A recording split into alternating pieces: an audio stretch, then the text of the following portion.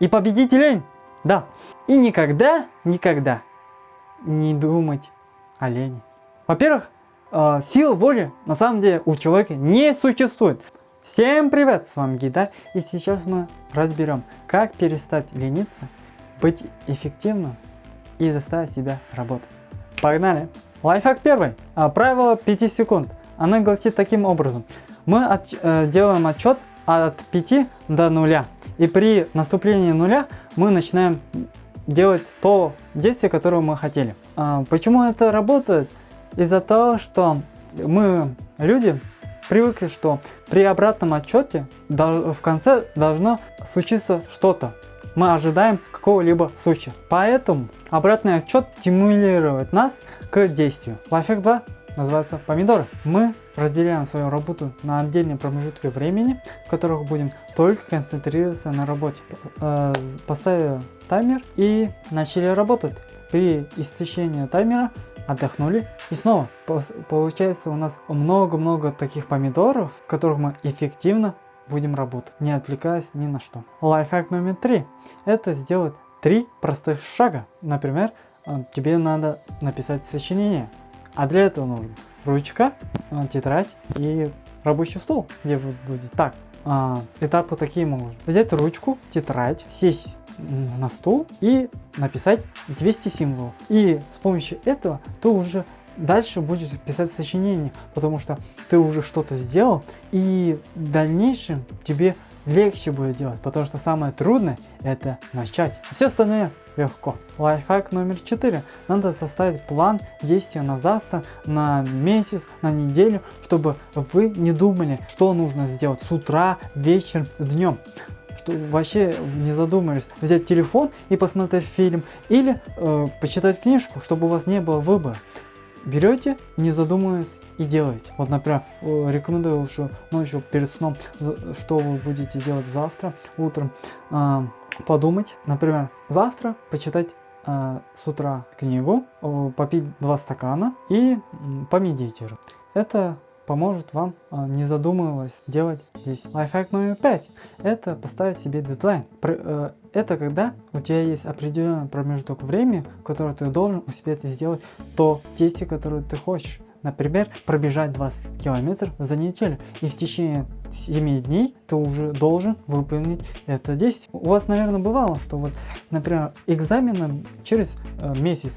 И вы только в конце, когда уже наступает этот день, начинаете учиться и сдаете. То же самое, как и сейчас, только рамки более меньше, потому что если мы делаем больше времени, то наша занятость и работа занимает все пространство, потому что мозг понимает, у нас есть еще время для достижения этого цели, и он не будет ничего делать для этого. Но нужно быть реалистом, ведь вы не прочитаете книгу за 1 час. А лайфхак номер 6. Если то, вы сразу поймете на примере. Обрезаюсь. Если я выйду на велосипеде, то я надену наушники и поставлю английский язык. Вот так.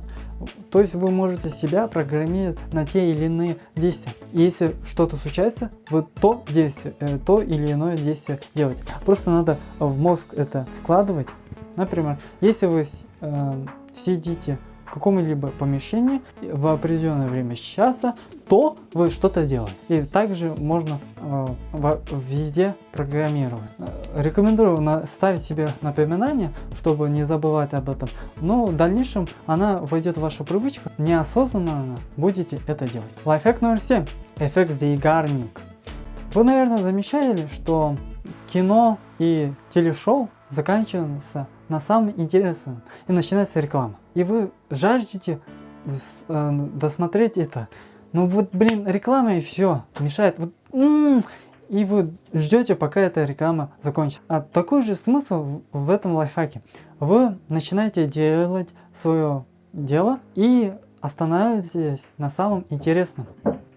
И в дальнейшем вы думаете об этом весь день и все равно возьмете и сделаете это действие. Во-первых, потому что вам это интересно, а во-вторых, потому что вы хотите, потому что у вас получается, у вас остается дело, которое не сделано, и вы хотите это сделать. А еще вам рекомендую делать учет прогресса, чтобы в дальнейшем не потерять свои навыки и привычки и не забросить их.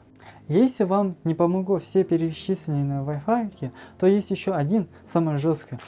Нужно убрать все раздражители, которые есть, сказать всем друзьям, коллегам, всем, чтобы они тоже вам не мешали, прилечь на кровать, закрыть глаза и ничего не делать. Ждать, долго ждать, пока вам не настанет скучно. Это будет очень трудно, и вам захочется телефон взять, что-то посмотреть, что-то поделать, но вы должны лежать и ничего не делать, пока у вас не наступит жажда действия. Это называется скука. Современные люди сейчас очень редко чувствуют это чувство, потому что мы переполнены избытком информации и слишком много раздражителей, а надо хотя бы раз успокоиться и ничего не делать. И тогда ты по-настоящему почувствуешь свободу. Во-первых, сила воли на самом деле у человека не существует.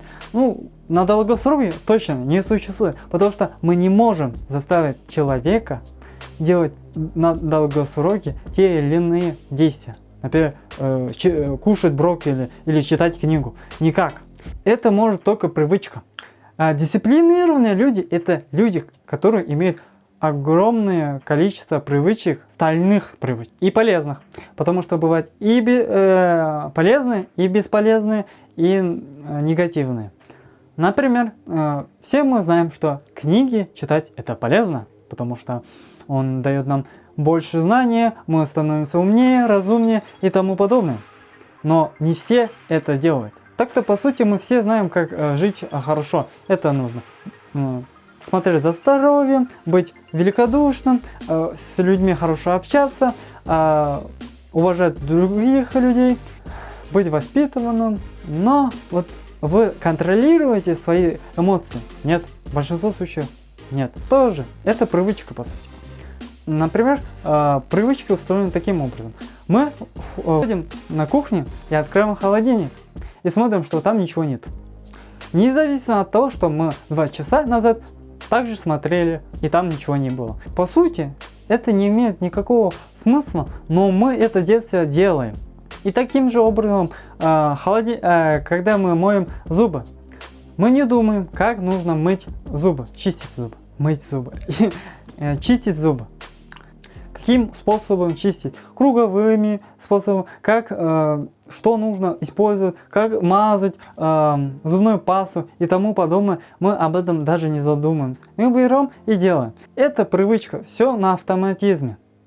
То есть ситуация, при котором человек, попадая в эту область, начинает делать те или иные действия. Например, когда вы слышите уведомление, что вы делаете? Конечно, вы смотрите на свой телефон. Вам пришло смс или не вам, начинаете открывать и рассматривать, а дальше уже начинается. То есть это триггер, раздражитель. Так устроена наша вся жизнь. Самый главный лайфхак я расскажу сейчас. Забудь все о том, что я до этого рассказывал. Все это фигня. Короче, берешь свою задницу и делаешь это, и все. Берешь и делаешь. Ты что сидишь здесь? Иди, блин, делай свое дело. Что ты смотришь? А также не забудь подписаться, поставить лайк и рассказать друзьям. Берешь и делаешь. А еще прямо сядь